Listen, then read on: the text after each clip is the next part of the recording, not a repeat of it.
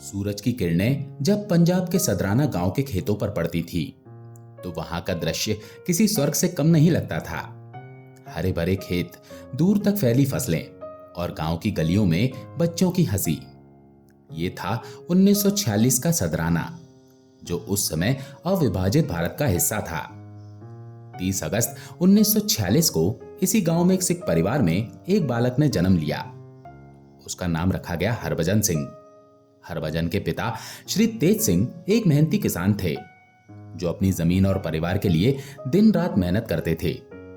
उनकी मां श्रीमती हरबंस कौर एक धार्मिक और सौम्य स्वभाव की महिला थी, जिन्होंने अपने बच्चों को सिख धर्म के मूल्यों, सत्य, सेवा और साहस के साथ बड़ा किया। हरभजन का बचपन गांव की मिट्टी में खेलते हुए बीता। वो अपने भाई बहनों के साथ खेतों में दौड़ता, पेड़ों पर चढ़ता और गांव के तालाबों में तैरने का आनंद लेता। उसकी मां उसे अक्सर गुरुद्वारे ले जाती थी, जहां वो गुरु नानक जी और गुरु गोविंद सिंह जी की कहानियां सुनता। ये कहानियां उसके मन में गहरे तक उतर गईं। वो अपने दादाजी से सिख योद्धाओं की वीर गाथाएं सुनता, जिसमें भाई कन्हैया और बाबा दीप सिंह जैसे नाम शामिल थे। इन कहानियों ने हरभजन के मन में देशभक्ति और साहस का बीज बो दिया। हरभजन की प्रारंभिक शिक्षा गांव के छोटे से स्कूल में हुई। वो एक औसत छात्र था, लेकिन उसकी मेहनत और लगन ने उसे हमेशा आगे रखा। 1960 के दशक की शुरुआत में जब वो किशोरावस्था में था, उसने पंजाब के पट्टी में डीएवी स्कूल में दाखिला लिया। वहां उसने मैट्रिक की पढ़ाई पूरी की। पढ़ाई के साथ साथ हरभजन का ध्यान खेलों और शारीरिक गतिविधियों की ओर भी था। वो कुश्ती और कबड्डी में अपने दोस्तों के बीच लोकप्रिय था। उसका मजबूत शरीर और तेज दिमाग उसे एक प्राकृतिक लीडर बनाता था। 1965 में जब हरभजन ने मैट्रिक की परीक्षा पास की, तो देश एक महत्वपूर्ण दौर से गुजर रहा था। भारत पाकिस्तान युद्ध ने देश में देशभक्ति की लहर पैदा कर दी थी। हरभजन, जो केवल 19 वर्ष का था, ने फैसला किया कि वो अपनी जिंदगी देश की सेवा में समर्पित करेगा। उसने अपने माता पिता से बात की और भारतीय सेना में भर्ती होने की इच्छा जताई। उसकी मां, जो अपने बेटे की देशभक्ति से गर्व महसूस करती थी, ने उसे आशीर्वाद दिया। 9 फरवरी 1966 को हरभजन सिंह भारतीय सेना के पंजाब रेजिमेंट में एक सिपाही के रूप में भर्ती हो गए। ये उनके जीवन का वो क्षण था जो न केवल उनकी जिंदगी को बदलने वाला था, बल्कि एक ऐसी किंवदंती की शुरुआत करने वाला था जो दशकों तक लोगों को प्रेरित करती रहेगी। हरभजन की पहली तैनाती पंजाब रेजिमेंट के साथ थी, जहां उन्होंने बुनियादी सैन्य प्रशिक्षण प्राप्त किया। उनकी मेहनत और अनुशासन ने उनके अधिकारियों का ध्यान आकर्षित किया। 1966 में उन्हें 23वीं पंजाब रेजिमेंट के साथ पूर्वी सिक्किम में तैनात किया गया। सिक्किम उस समय भारत का हिस्सा नहीं था, बल्कि एक स्वतंत्र रियासत था, जो 1975 में भारत में विलय हुआ। यह क्षेत्र अपनी प्राकृतिक सुंदरता के लिए तो प्रसिद्ध था ही, लेकिन साथ ही यह सामरिक दृष्टि से भी अत्यंत महत्वपूर्ण था। नाथुला दर्रा, जो भारत और तिब्बत, जो अब चीन के नियंत्रण में है, को जोड़ता था, एक संवेदनशील सीमा क्षेत्र था। 1962 के भारत चीन युद्ध के बाद इस क्षेत्र में तनाव हमेशा बना रहता था। सिक्किम की जलवायु और भौगोलिक स्थिति सैनिकों के लिए एक बड़ी चुनौती थी। 14,000 फीट की ऊंचाई पर जहां ऑक्सीजन की कमी और कड़ाके की ठंड रोजमर्रा की जिंदगी का हिस्सा थी, सैनिकों को न केवल दुश्मन से बल्कि प्रकृति से भी लड़ना पड़ता था। बर्फीले तूफान, भूस्खलन और तेज हवाएं यहां आम थीं। हरभजन को इन परिस्थितियों में काम करने की आदत डालनी पड़ी। उनकी ड्यूटी में मुख्य रूप से रसद सामग्री को एक चौकी से दूसरी चौकी तक पहुंचाना शामिल था। इसमें खच्चरों के काफिले को नाथुला और जेलेब दर्रे जैसे खतरनाक रास्तों से ले जाना होता था। ये रास्ते सकरे, फिसलन भरे और जानलेवा थे। हरभजन को उनके साथी हरिया कहकर बुलाते थे। उनकी हंसमुख प्रकृति और सकारात्मक रवैया उन्हें सभी का प्रिय बनाता था।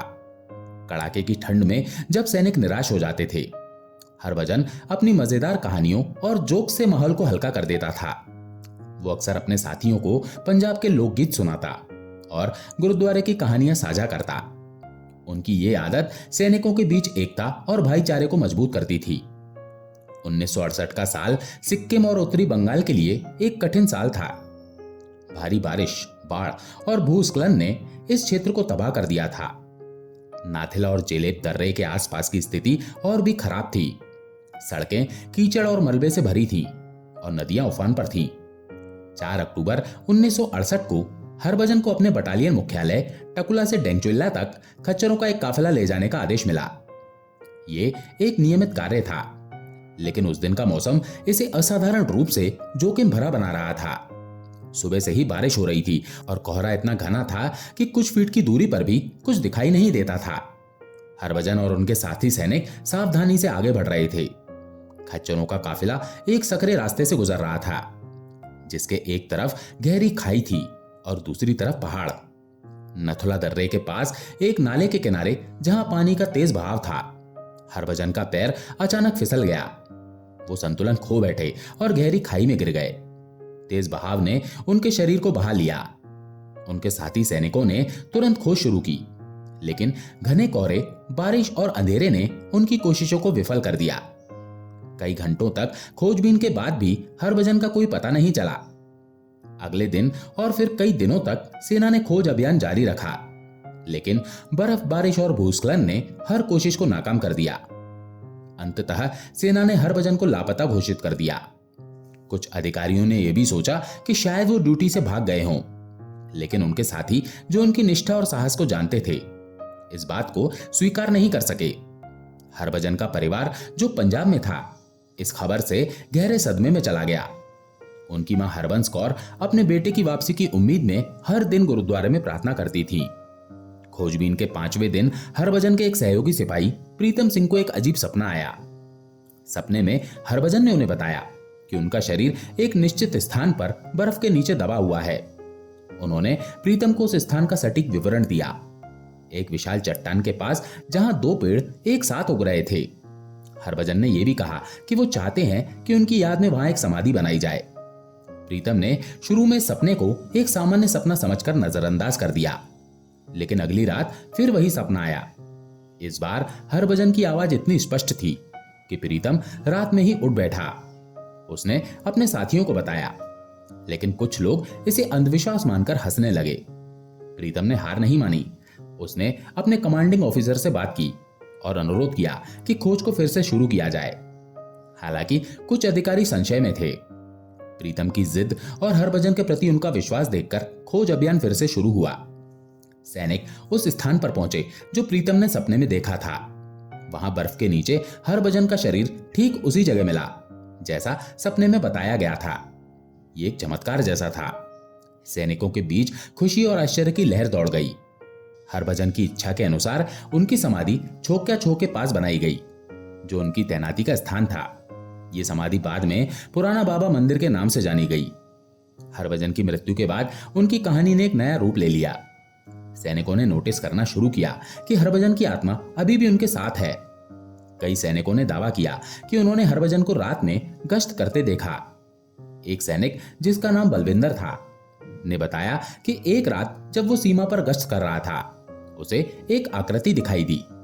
वो आकृति हरभजन की तरह लग रही थी, जो चुपचाप सीमा की ओर देख रही थी। जब बलविंदर ने उस आकृति को बुलाया तो वो गायब हो गई। दूसरे सैनिकों ने भी ऐसी ही कहानियां साझा की। समाधि में रखे हरभजन के जूते सुबह तक कीचड़ से सने मिलते थे, जैसे कि कोई रात भर गश्त करके लौटा हो। उनके बिस्तर पर सलवटें दिखाई देती थी, मानो कोई वहां सोया हो। ये घटनाएं सैनिकों के बीच चर्चा का विषय बन गईं। धीरे धीरे हरभजन को बाबा हरभजन के नाम से पुकारा जाने लगा। सैनिकों का मानना था कि बाबा हरभजन न केवल उनकी रक्षा करते हैं, बल्कि उन्हें खतरे से पहले ही आगाह कर देते हैं। एक घटना जो 1970 के दशक की है, जिसने बाबा हरभजन के प्रति विश्वास को और मजबूत किया। एक सैनिक, जिसका नाम गुरमिल सिंह था, ने बताया कि उसे सपने में बाबा ने चीनी सेना की एक संदिग्ध गतिविधि के बारे में चेतावनी दी थी। गुरमिल ने अपने कमांडर को बताया, और जब सैनिकों ने उस क्षेत्र की जांच की तो उन्हें चीनी सैनिकों की एक छोटी टुकड़ी मिली जो सीमा पर घुसपैठ की कोशिश कर रही थी। इस घटना ने सैनिकों के बीच बाबा के प्रति श्रद्धा को और बढ़ा दिया। बाबा हरभजन के प्रति भारतीय सेना का विश्वास इतना गहरा था कि उन्होंने उन्हें एक जीवित सैनिक की तरह सम्मान देना शुरू कर दिया। उन्हें नियमित वेतन दिया जाता था, जिसका एक हिस्सा उनकी मां हरबंस कौर को भेजा जाता था। उन्हें 2 महीने की वार्षिक छुट्टी भी दी जाती थी। जिसके लिए उनकी वर्दी और सामान को एक जीप में रखकर न्यू जलपाईगुड़ी रेलवे स्टेशन ले जाया जाता था। वहां से ट्रेन के माध्यम से उनका सामान उनके पैतृक गांव कूका कपूरथला पंजाब भेजा जाता था। इस दौरान 2 सैनिक उनके सामान की रक्षा करते थे, जैसे कि बाबा वास्तव में उनके साथ यात्रा कर रहे हों। हर साल 15 सितंबर से 15 नवंबर तक जब बाबा अपनी छुट्टी पर जाते हैं, नाथुला में तैनात सैनिक अतिरिक्त सतर्कता बरतते हैं। इस दौरान अन्य सैनिकों की छुट्टियां रद्द कर दी जाती हैं, क्योंकि माना जाता है कि बाबा की अनुपस्थिति में खतरा बढ़ सकता है। 11 सितंबर को जब बाबा का सामान उनके गांव भेजा जाता है, तो ये एक भावनात्मक और पवित्र प्रक्रिया होती है। सैनिक उनकी वर्दी, जूते और अन्य सामान को एक जीप में रखते हैं और न्यू जलपाईगुड़ी स्टेशन तक ले जाते हैं। वहां से ट्रेन में एक विशेष सीट बाबा के लिए आरक्षित की जाती है। बाबा हरभजन को मरणोपरांत मानद कप्तान का दर्जा दिया गया है। उनकी मृत्यु के बाद भी उन्हें नियमित रूप से पदोन्नति दी गई। ये भारतीय सेना के इतिहास में एक अनोखा उदाहरण है, जहां एक शहीद सैनिक को मृत्यु के बाद भी जीवित सैनिक की तरह सम्मानित किया गया। 1982 में पर्यटकों और श्रद्धालुओं की सुविधा के लिए भारतीय सेना ने कुपुप गनाथांग रोड और मेमो नचो झील के रास्ते के जंक्शन पर एक नया मंदिर बनवाया। यह मंदिर 13,130 फीट की ऊंचाई पर स्थित है और गंगटोक से लगभग 52 किलोमीटर दूर है। इसे नया बाबा मंदिर कहा गया, जबकि पुरानी समाधि को पुराना बाबा मंदिर के नाम से जाना जाता है। नया मंदिर एक आधुनिक और सुविधाजनक स्थान है। मंदिर में 3 कमरे हैं। पहला केंद्रीय कमरा, जहां बाबा हरभजन की एक बड़ी तस्वीर सिख गुरुओं और हिंदू देवी देवताओं के साथ रखी गई है। वहां श्रद्धालु प्रार्थना करते हैं। दूसरा कमरा बाबा का निजी कमरा है, जिसमें उनकी वर्दी, जूते, बिस्तर और अन्य व्यक्तिगत सामान रखे गए हैं। तीसरा कमरा एक कार्यालय और स्टोर रूम है, जहां श्रद्धालुओं द्वारा चढ़ाए गए पानी की बोतलें, चप्पलें और अन्य सामान रखे जाते हैं। माना जाता है कि मंदिर में रखा पानी कुछ दिनों बाद पवित्र हो जाता है और इसे पीने से बीमारियां ठीक हो सकती हैं। इसी तरह बाबा की चप्पल उन लोगों के लिए चमत्कारी मानी जाती हैं जिन्हें पैरों से संबंधित समस्याएं हैं। श्रद्धालु दूर दूर से पत्र भेजते हैं, जिसमें वे बाबा से अपनी समस्याओं के समाधान के लिए प्रार्थना करते हैं। भारतीय सेना के जवान मंदिर की देखभाल करते हैं और रोजाना बाबा की वर्दी को इस्त्री करते हैं, उनके जूते को पॉलिश करते हैं और उनके बिस्तर को व्यवस्थित करते हैं। बाबा हरभजन की किंवदंती न केवल भारतीय सेना और स्थानीय लोगों तक सीमित रही, बल्कि ये सीमा पार चीनी सेना तक भी पहुंची। नाथुला में भारत और चीन के बीच होने वाली फ्लैग मीटिंग में चीनी सैनिक बाबा हरभजन के सम्मान में एक खाली कुर्सी रखते हैं। कई चीनी सैनिकों ने दावा किया है कि उन्होंने रात में एक आकृति को सीमा पर गश्त करते देखा, जिसे वे बाबा हरभजन मानते हैं। एक चीनी सैनिक ने एक बार भारतीय सैनिकों से कहा, आपका बाबा रात में हमारी सीमा पर भी देखता है, वो एक सच्चा सैनिक है। ये एक अनोखा उदाहरण है जहां 2 देशों की सेनाएं जो आम तौर पर तनावपूर्ण संबंध रखती हैं, एक सैनिक की आत्मा के प्रति सम्मान व्यक्त करती हैं। चीनी सैनिकों का यह सम्मान बाबा हरभजन की किंवदंती को और भी विशेष बनाता है। बाबा हरभजन से जुड़ी कई घटनाएं सैनिकों और स्थानीय लोगों के बीच प्रसिद्ध हैं। एक बार 1980 के दशक में एक सैनिक ने बताया कि उसे सपने में बाबा ने एक भूस्खलन की चेतावनी दी थी। उसने अपने कमांडर को सूचित किया और सैनिकों ने उस क्षेत्र को खाली कर दिया। कुछ ही घंटों बाद उस स्थान पर एक बड़ा भूस्खलन हुआ, लेकिन किसी की जान नहीं गई। इस घटना ने बाबा के प्रति सैनिकों का विश्वास और मजबूत कर दिया। एक अन्य घटना में एक स्थानीय व्यक्ति जिसे गंभीर बीमारी थी ने बाबा के मंदिर में पानी की बोतल चढ़ाई और कुछ दिनों बाद ले जाकर पिया। उसने दावा किया कि उसकी बीमारी चमत्कारिक रूप से ठीक हो गई। ऐसी कई कहानियां हैं जो बाबा के चमत्कारों को दर्शाती है। एक पर्यटक जो 1990 के दशक में मंदिर गया था ने बताया कि उसने मंदिर में प्रार्थना की और उसकी नौकरी से संबंधित समस्या हल हो गई। हर साल 11 सितंबर को बाबा मंदिर में एक भव्य समारोह आयोजित किया जाता है, जिसमें सैनिक, स्थानीय लोग और पर्यटक बाबा को श्रद्धांजलि देने के लिए एकत्र होते हैं। इस दिन मंदिर को फूलों और रोशनी से सजाया जाता है और लंगर का आयोजन किया जाता है। आज बाबा हरभजन सिंह मंदिर न केवल एक धार्मिक स्थल है, बल्कि सिक्किम के सबसे लोकप्रिय पर्यटन स्थलों में से एक है। हर साल हजारों पर्यटक, तीर्थयात्री और सैनिक इस मंदिर में आते हैं।